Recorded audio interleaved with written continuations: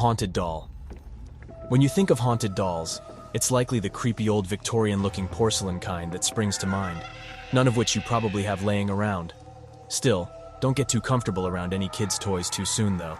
A Disney's Frozen Elsa doll that was gifted for Christmas 2013 in the Houston area made headlines earlier this year when it seemingly became haunted.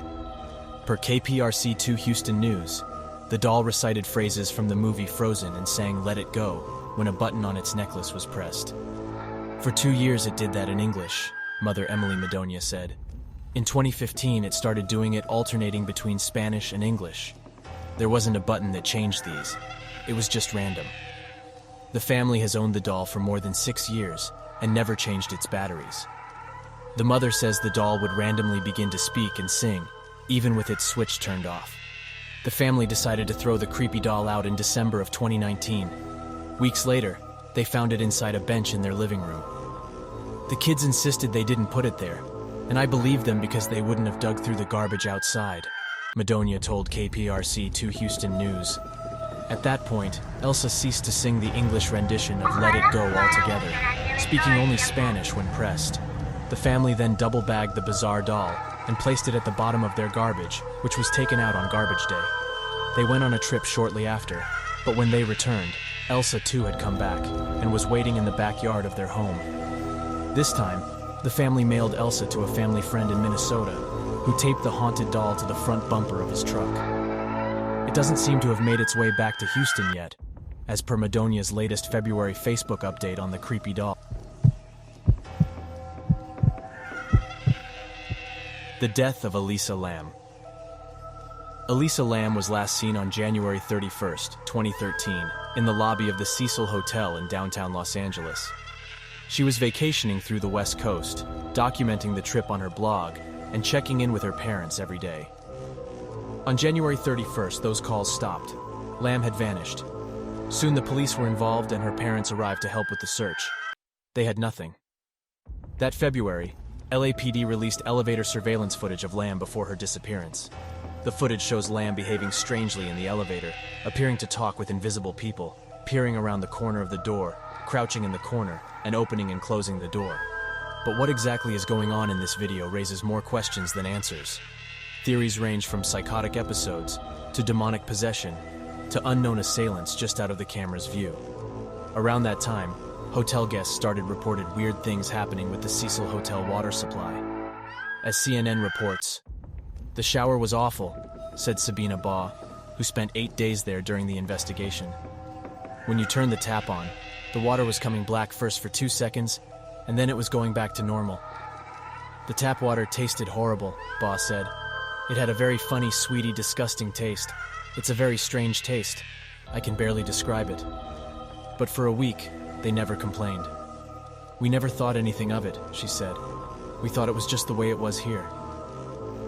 On the morning of February 19th, a hotel employee climbed to the roof and used a ladder to investigate the hotel's water storage tanks.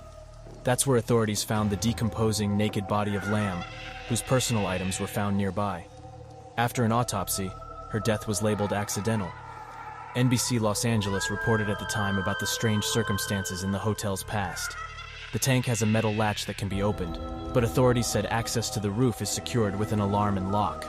The single-room occupancy hotel has an unusual history.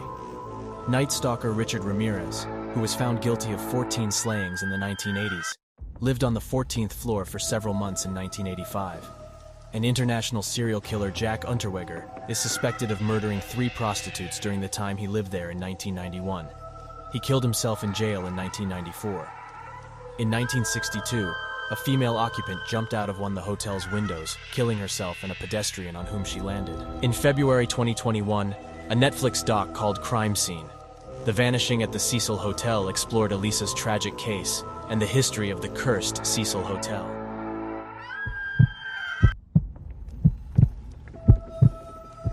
An exorcism in Indianapolis. Last year, the Indianapolis Star published a lengthy report on a family terrorized by 3 children allegedly possessed by demons. The account of LaToya Ammons and her family tells disturbing stories of children climbing up the walls, getting thrown across rooms, and children threatening doctors in deep, unnatural voices. It would seem like something straight out of a movie, a work of fantasy. Except all of these accounts were more or less corroborated with nearly 800 pages of official records obtained by the Indianapolis Star and recounted in more than a dozen interviews with police, DCS personnel, psychologists, family members, and a Catholic priest. One of the more chilling sections of the report includes a segment about the possessed 9-year-old. According to Washington's original DCS report, an account corroborated by Walker, the nurse, the 9-year-old had a weird grin and walked backward up a wall to the ceiling. He then flipped over Campbell, landing on his feet.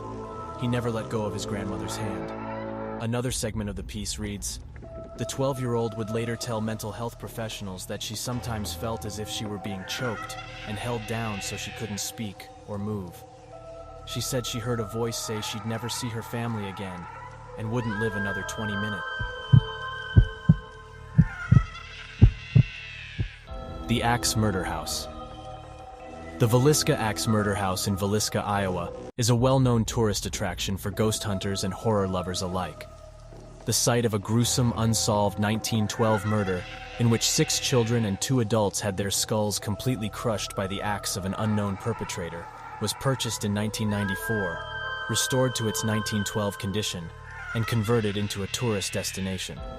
It costs $428 a night to stay at the old haunted home, where visitors always report strange paranormal experiences, such as visions of a man with an axe roaming the halls or the faint screams of children.